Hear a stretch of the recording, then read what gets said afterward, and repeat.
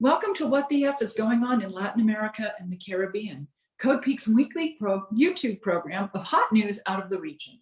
In partnership with Friends of Latin America, Massachusetts Peace Action, and Task Force on the Americas, we broadcast every Wednesday at 7:30 p.m. Eastern, 4:30 p.m. Pacific on Codepink YouTube. On Sunday, March 13th, Colombians voted for a new Congress and also cast ballots in presidential primaries to choose party candidates for the May presidential contest. As opinion polls had indicated, leftist Senator Gustavo Petro emerged as the current leader in the race for the presidency. With nearly all votes counted, he won the primary for the Historical Pact, a coalition of left-wing parties with 80% of the more than 5.4 million votes cast in its primary. Team Colombia, a coalition of conservative groups, drew 3.9 million voters to its primary, which was won by Federico Gutierrez, a former mayor of Medellin, and was criticized some aspects of the 2016 peace deal with Revolutionary Armed Forces of Colombia. A group of centrist parties known as the Hope Coalition got 2 million votes in its primary, which was won by mathematician Sergio Fajardo, who also ran in the 2018 presidential election. Joining us today from Colombia is physician, university professor, writer, humanitarian worker, journalist, and I will say friend, Víctor de Currea-Lugo. Welcome, Victor. So happy to have you back with us. Some of our audience may recognize you from reporting on the National Paro with us last year. Thank you so much. It's a pleasure to be again talking to you after the national strike, of course. And the idea today is to share with you some of my preliminary impressions about this election that happened the last Sunday. Let's start saying like the most important is what the meaning of this election right now in Colombia. As you may know, Colombia had a peace process a few years ago.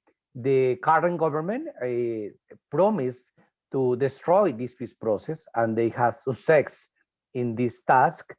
Unfortunately, the killing of a former member of the guerrilla group who decided to sign the agreement, the lack of implementation, the level of violence in Colombia has increased severely.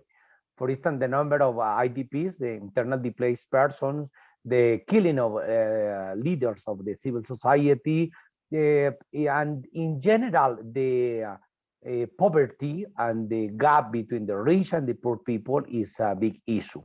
In this context, has been the country during decades, but especially the last years. That's why we started a big confrontation in the strike, in the streets, was the national strike, who was impressive. If you compare with our own history in Colombia, it's not easy to remember one day like that. You know, it was like months of mobilizations, confronting the police forces, but the most important was how the society joined the protest, how the society was, just let me tell you, maybe you remember, no? Like, you know, sharing breads, the coffee, sharing, you know, all the small issues that they have, you know, like putting together on the table to work together a better scenario, political scenario. Part of this political experience has been reflected in the elections.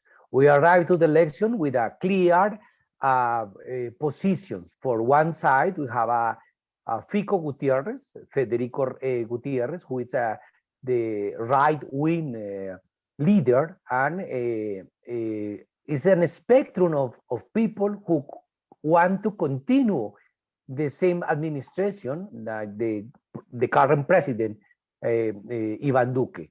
They have a clear agenda about neoliberalism, about the militarization, against the peace process, and with no a single feeling to talk about the communities. The dialogue between the state and the society is practically useless with this current government. In the middle, in the so-called center that we have now, to use the word center, by the way. It's some people who politically have the same structure. They represent the elites.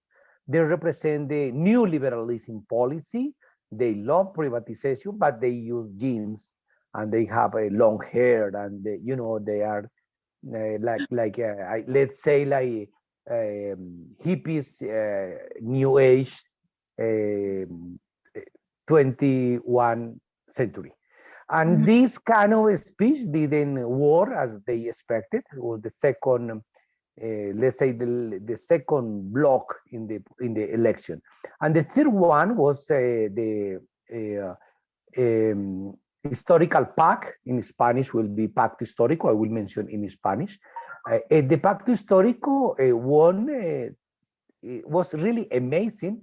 And this is the first conclusion. The people want to change the political situation in Colombia. Most of the people vote in favor, and the Pacto Histórico is the leading organization in the Senate, as well as the Cámara, means the Congress, the parliamentary power, the legislative power. The most important political force in that moment is the Pacto Histórico. Second one, we have also internal polls within the different political parties, and one of them was the Pacto Histórico, to decide who will be the candidate for the presidential election. And in this took part in the Pacto Histórico 5 persons. The first one is Gustavo Petro, who won with more than 5 million. Let me later I will explain why I don't say a concrete number. And the big success was done by Francia Marquez. Maybe you don't know who is Francia Marquez, but the Colombian knows. I met her. I had met her several times, in meetings about human rights, in meetings about ethnical issues, and in the national strike 1 year ago. By the way, I met her in Cali, the demonstrations. She didn't want to be a protagonist. She didn't want to be, like to take advantage of the strike. She really respected the commitment of the young people, and she was behind, but so respectful. And I remember that in that occasion, I say to Francia that she has four mistakes, 4 weakness, let's say. I say your weakness are your bad side are your good side, let's say in this way. I hope you understand my ironical way to mention. No, don't judge me, please. I say, first of all, you are a woman.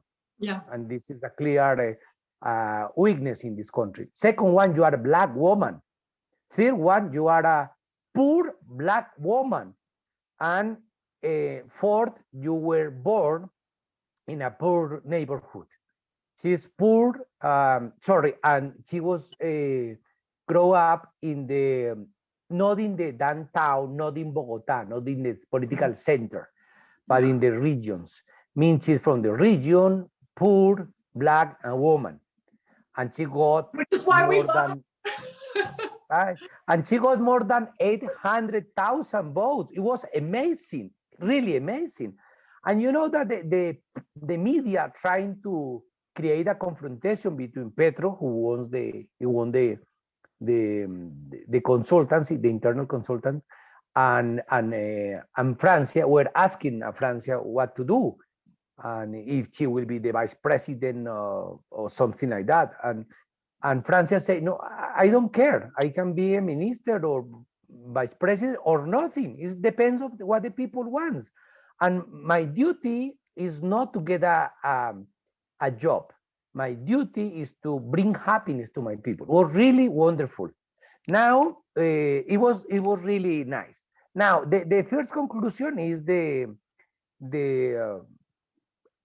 break, is the jump from the past and to vote for the Pacto Histórico. The second one, the huge support during the election to the name of Francia Marquez and what she represents. The third one is this kind of people that I mentioned before, the new age yuppies, hippies, they really failed in the idea to present the same government, but with the new packet. They really, they couldn't, exactly, with new face. Yeah, that's correct. That's correct. And the other thing is like the some candidates from the past, they try to repeat the experience and they fail dramatically, what is really good. But the most important point that I would like to share with the audience and of course with you, Terry, is what happened in the last 2 days. We have like a registered list of special documents to register the ballot. And the problem is that this register has been modified in the illegal way. And the report given by Gustavo Petro and by another member of the Senate is really a huge issue. They calculate that around 26%, 26% of the ballot box has not reported a single vote in favor of the Pacto Histórico. Wow. This is amazing. For instance, there was some reports of we have a special application form in paper called E14, and they have modified in order to delete the votes. This is not a small issue.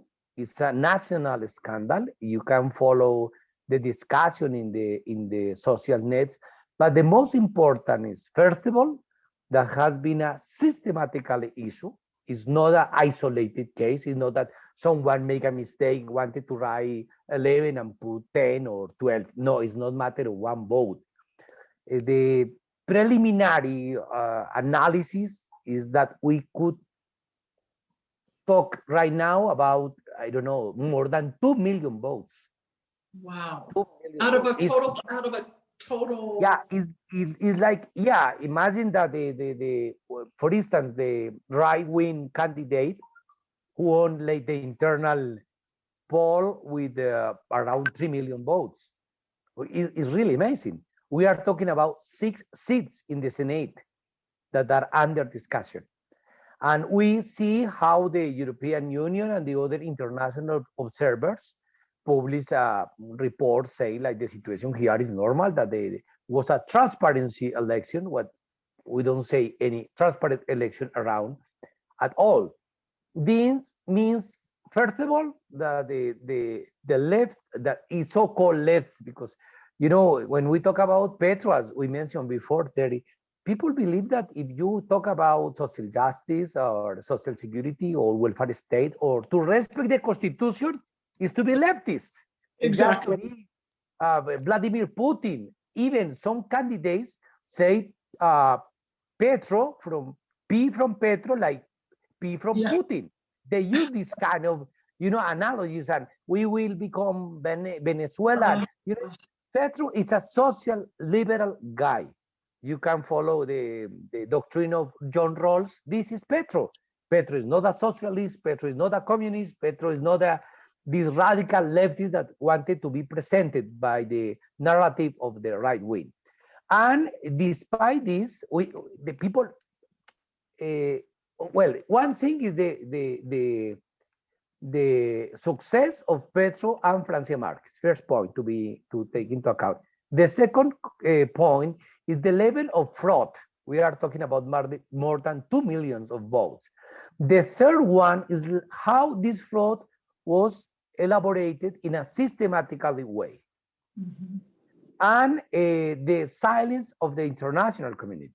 If it happened the same in Bolivia, for instance, or happened the same in, I don't know, in another country, right now the headlines of the newspaper will be like fraud in X country, but with as the country is Colombia, one of the most important allies of Biden, well, it's not relevant at all.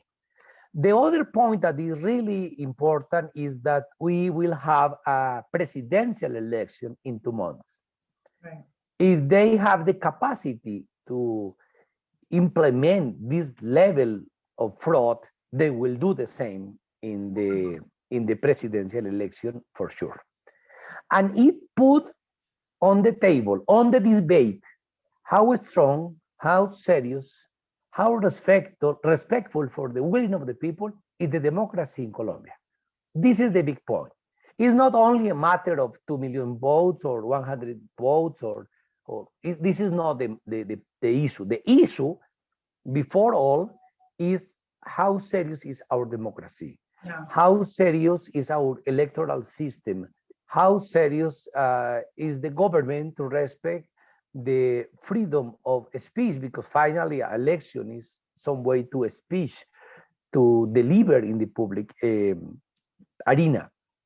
How respectful is the Colombian state to take really into account the willing of the people? That's the problem. Now we are suffering armed conflict, and it's difficult. I am in favor of peace. I have been really involved, try to push, the different groups, armed groups in Colombia, to give up the weapons and to enter in a dialogue and the negotiation process. But it's really difficult to some extent to say to these groups right now, well, use the electoral space, come to the political space. When you see like the political space is a joke. And what is going on is the capacity of the elites to continue in the power. But let me give you an example. Besides what we can think about Chavez, finally, the traditional Venezuelan parties, COPEI and ADECO, they were ready to give up the power and to give the power to Chavez. Even the elites, the white elites in Sucre, Bolivia, they finally accepted the electoral triumph of Evo Morales. The elites in Brazil, you know how right-wing they are, they accepted the election of Lula. Even in Chile, they respect the election and they recognize Boric as a president. The question is, if you see the history of Colombia in the last 200 years, no one single democratic president has been elected. And something even horrible that I would like to share with the people. In 1987, we were in the university. Our candidate was our professor of law, Pardo Leal. He was the candidate, and he got only 300,000 votes. It's nothing. He was killed. He was killed by the government. Even with that small percentage, that small. But it was the ideas. They tried to kill the idea. Yeah, exactly. And 2 years later, one leader of the central right spectrum called Luis Carlos Galán, he was killed. And now it's proven that in the killing of him was involved the police and the secret police and the security bodies of Colombia, the official security bodies. But later, the next year, 1990, after a huge peace process with the FARC in that time, was created a political party called Patriotic Union, Unión Patriótica. And his candidate for the presidential election in 1990 was Bernardo Jaramillo. And in March, means in this month that we are talking right now, 2 months before the election, he was killed. And the other group who negotiated the peace process and gave up the weapon was the leader was Carlos Pizarro León Gómez. And he decided to give up the weapons and come to the election and sign an agreement with the government. And in April, means 1 month after the killing of Bernardo Jaramillo, was the killing of Carlos Pizarro León Gomez. He was presidential candidate, as well as Bernardo, as well as Carlos Galan, as well as the law professor that I mentioned before, Pardo Leal. Means the killing of several candidates, presidential candidates, few weeks before an election is not something new in Colombia. It's horrible. It's dramatically the situation. Now, some friends of mine used to say like Colombia is totally different, that 30 years later, we have a strong democracy. Well, after this fraud, I cannot say that they have a big democracy. After the reappearance of the paramilitary groups, I cannot say like the right wing, the extreme right wing is not alive anymore. But we can see in the rural area the power of them. Once we see this level of killing, displacement, persecution, disappearance of person, I cannot say that the country is different from the past. Then I am afraid, honestly, really afraid, that the right wing, or that we call in Colombia the black hand, or that is so racist definition, by the way, will try to kill Gustavo Petro. I'm really afraid of that. I don't can say like we are 100% that they will not happen. I'm afraid that it could happen. The elites are not the Venezuelan elites, are not the Brazilian elites, are not the Bolivian elites, and they want to get the power, to keep the power at any cost. And keep their relationship with the United States. Yes, they have the support of the USA. And I will give another element for the discussion. As you may know, some military Colombian troops were involved in the killing of the president of Haiti. Some of my friends say, Victor, please don't be pessimistic. They will not kill Petro because he's will be a huge scandal. And I say, well, what was the scandal after a Colombian former members of the army killed a current president in Haiti? Nothing happened. If you can kill someone outside, could you kill someone inside? Yes, you can do it. I think that it will produce an explosion of violence, national strike maybe, but they will not avoid the elites to keep the power. I hope, my dear, that I am totally wrong. I hope they will not kill Petro. I hope they will not have another wave of violence in Colombia. I hope they will respect the election. I hope they will not try to commit a fraud again in the election that will take place in 2 months. But I see that the most that who won or who doesn't in the past Sunday election, the general perspective that should analyze that I beg the international community, I beg you as a part of this civil society, that I call like solidarity civil society, solidarity international community, help us to prevent another way of violence in Colombia, that the elites finally accepted the importance to respect the election. As I mentioned 1 year ago, talking about the national strike, we propose you please push to prepare measures against the elites. Something that for me is not relevant, but for the elites is really horrible, is to lose the visa. You know, if you cannot go to visit Mickey Mouse, this is really horrible for them.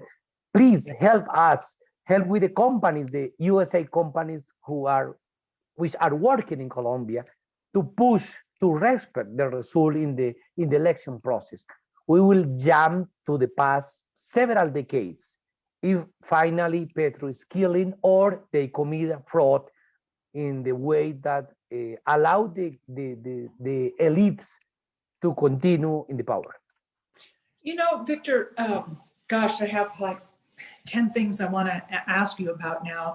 But one of the one thing, you're aware of this and our audience is aware of this, that I spent a good part of October 2020 and through January of 2022, serving as an international election observer throughout Latin America. I had probably 5 or 6 elections, some legislative, some presidential.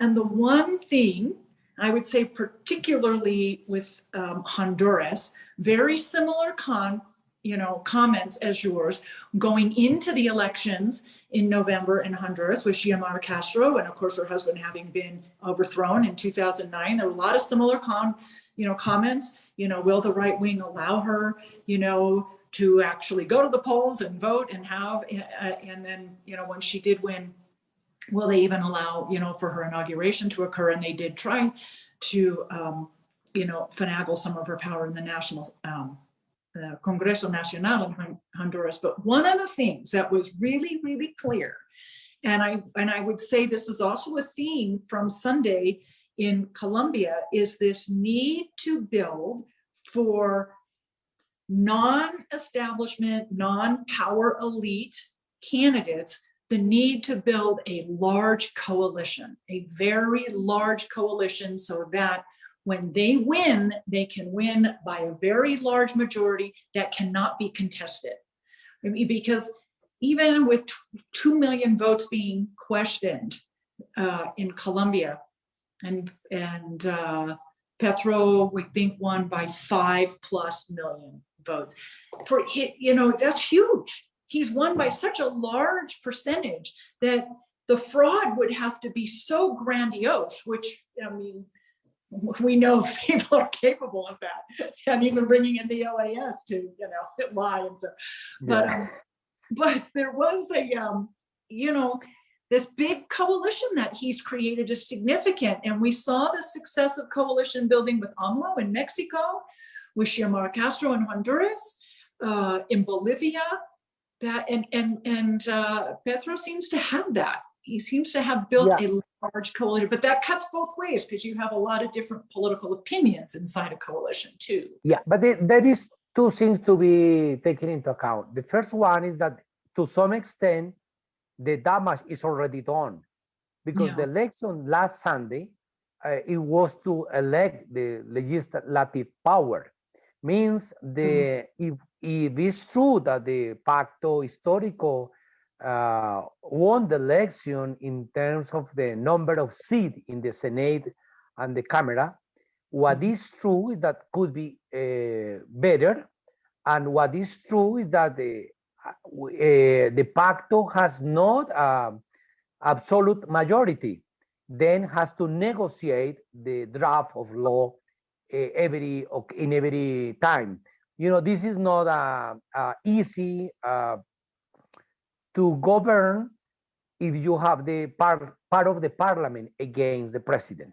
This is one damage that is already done. And second one, you're right, and I have heard the different voices, including Francia Marquez and Gustavo Petro and another leaders, working to establish agreement with another sector, means a more central sector, let's say, or more progressive or liberal sector, in order to make bigger the coalition.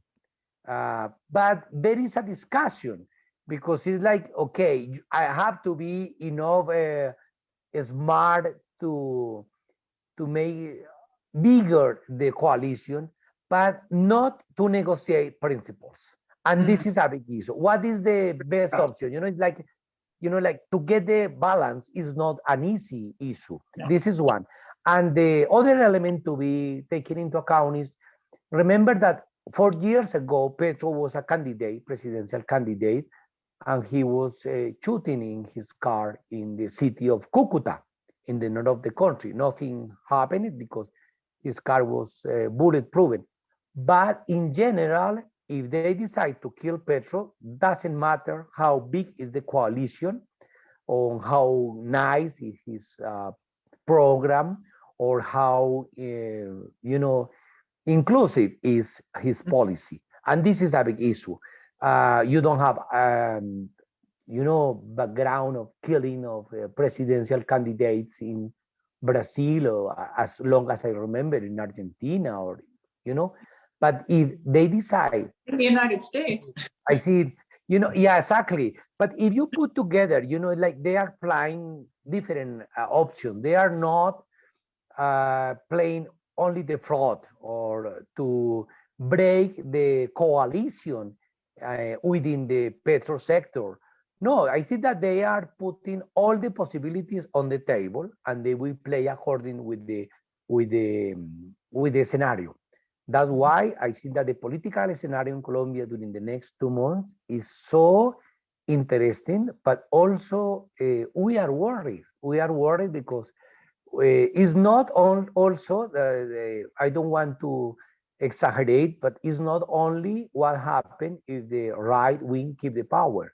What it will be a big issue, and we are really worried about that, is the counter-offensive in terms of detention, illegal detention, disappearances, killing of civil leaders and social leaders once they can keep the power. This is part of the discussion, and it's not only my paranoia that you maybe know, but as some friends are that are even thinking in the same way. No, it's like what will happen with the security of the leaders, the Black communities, the indigenous communities, the farmers communities, once they keep the power for 4 years more.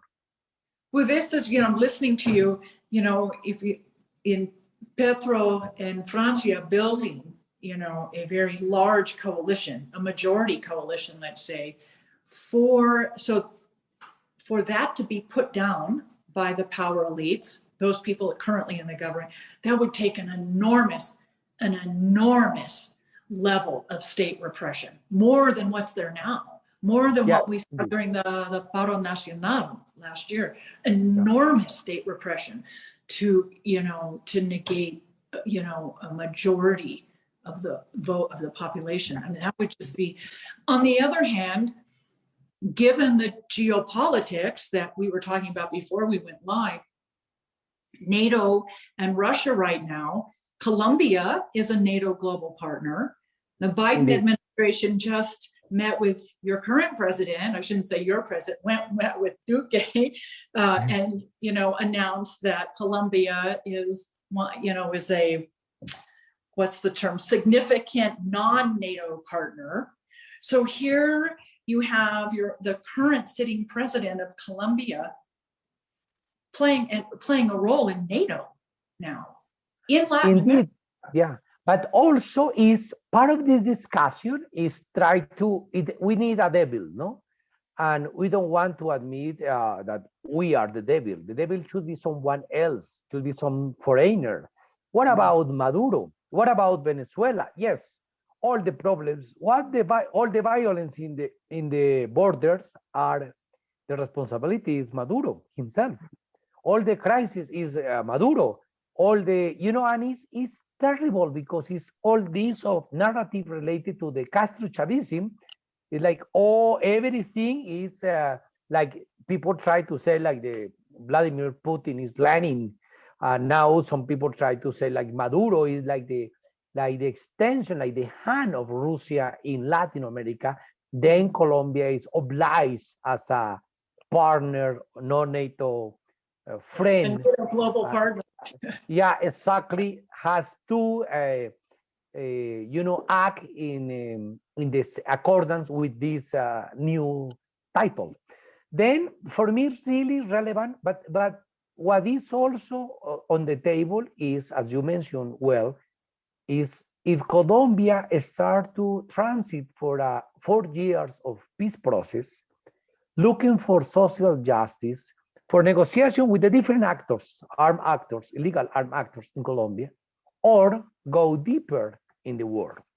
I think that all these optimistic collected during the national strike, all this hope cultivated in the last months, all this hope that appeared in the election despite the fraud last Sunday will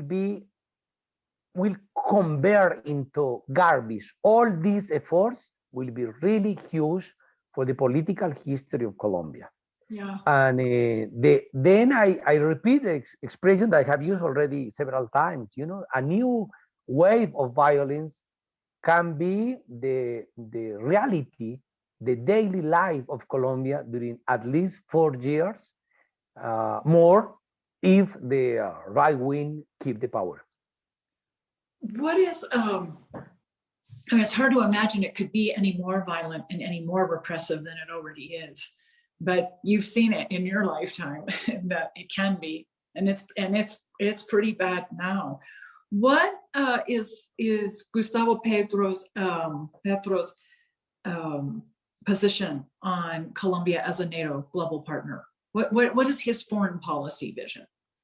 Well, you know, let me summarize the Colombian foreign policy so far in one sentence. Is what Washington says. Yeah. That's it. No, but it's true. It's true. Yeah. We are really, yeah. we don't. Yeah. I'm not laughing at you. It's a touche. Yeah, exactly. We don't have a foreign policy. We don't have border policy. No. We don't have migration policy. It's a shame. Now, what Petro say and the people around Petro is the need of to see the world as the world is, not to believe that the center of the world is Washington, well, in our case, Miami, of course, and we are really important. You know, half of the humanity are living in Asia. We are not relevant, but we don't want to recognize that. We have to see the possibility of open markets in Asia, in Africa. We can get a lot of exchange of culture, sport, you know, all this kind of human production, scientific production with Europe. We have to understand that the world is something bigger than USA. And I think that Petro is a man who is playing in this way. For instance, he was visiting Madrid, he was visiting the Vatican, he was talking to the Pope, he was visiting some leaders in the European Parliament, despite that we know that Europe is not the paradise, of course, but try to touch another area that doesn't appear in the current map of the international relation of Colombia. Then I think that it will be a good thing. Now, if the right wing keep the power, we will continue following what Washington says. But our position related Russia, the war in Ukraine right now, our situation, our position around the occupation of Palestine, our position about the free trade agreements, everything that you mentioned in the international arena is exactly what Washington says. It's absolutely it's a shame. It's a shame as a Colombian not to have its own political view of the world.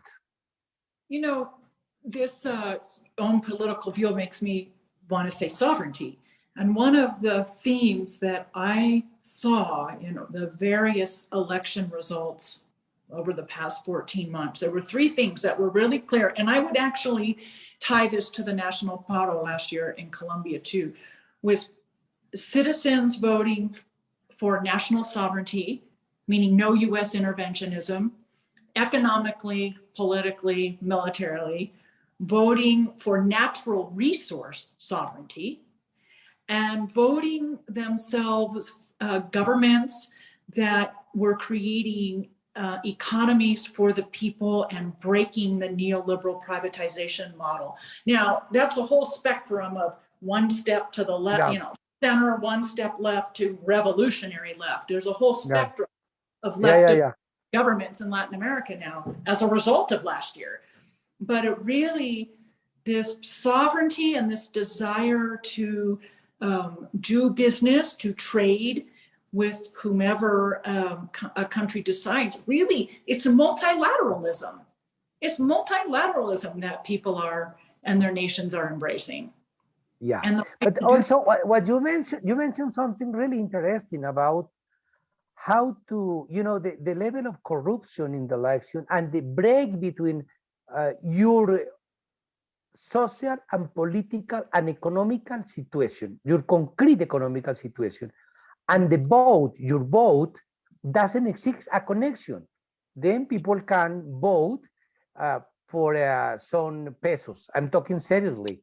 In Colombia, you can buy illegally, I know, but publicly, to get the willing of the people in the elections. Today was a meeting with some human rights organization, and they create a slogan. The slogan is "Choose the rights," and I love it. I love it because it's exactly what the people need. They need to choose the rights. It's like you are planning to vote. Okay, vote for peace. Voting for food. Vote for your freedom. That's the discussion, and this is necessary to connect.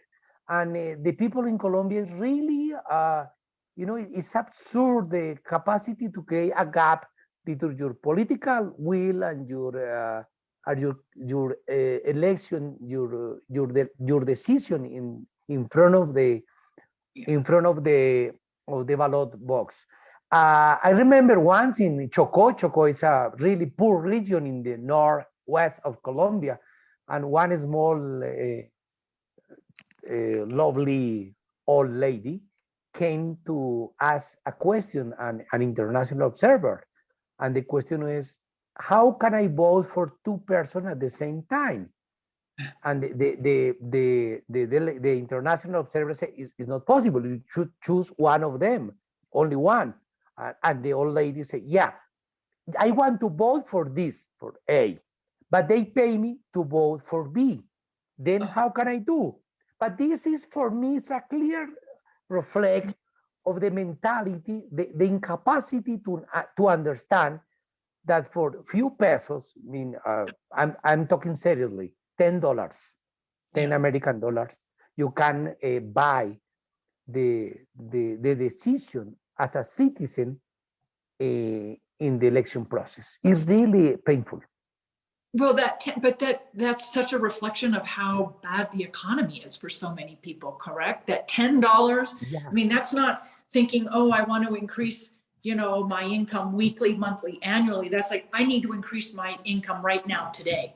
And this $10. Yeah, you're right. Yeah. It reflects the lack of the lack of capacity to buy food, but also reflect the weakness of the democratic system and the lack of confidence in the democracy as a system, but also the lack of controls by the government to guarantee the transparency of the election.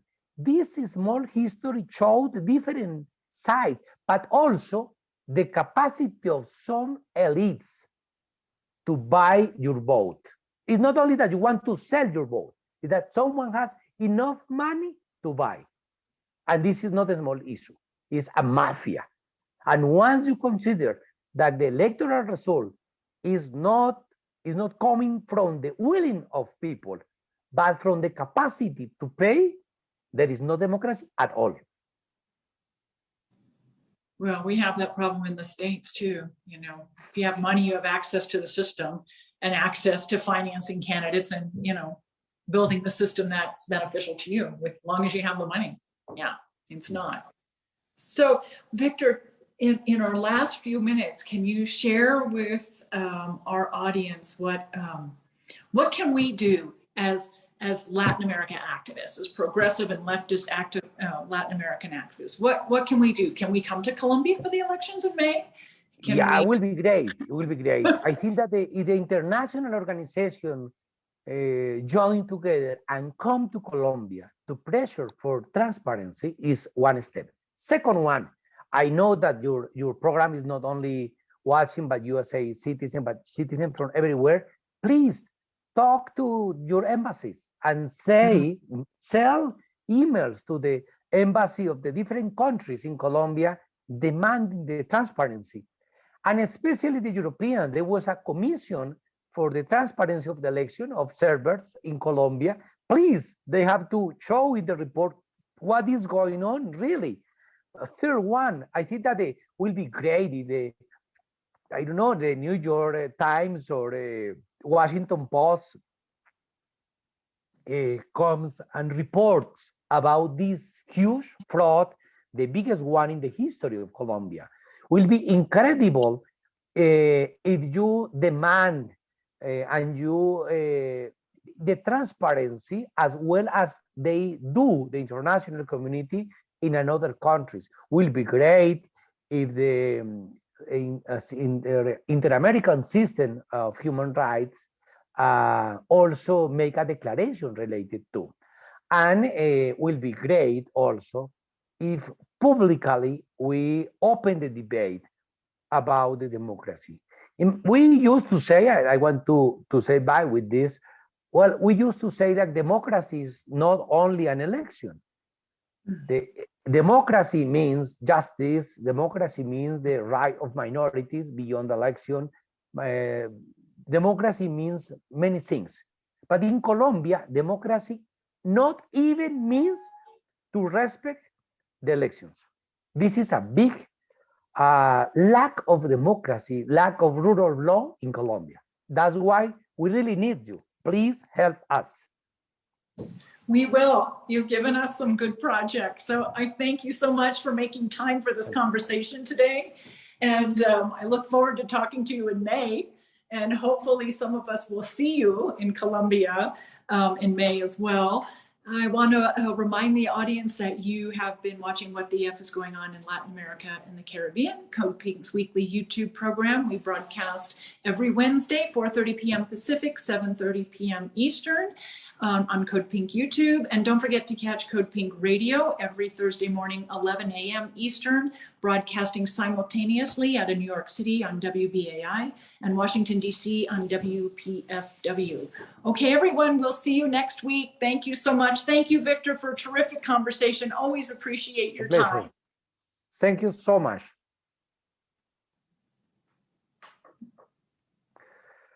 Well, it was good.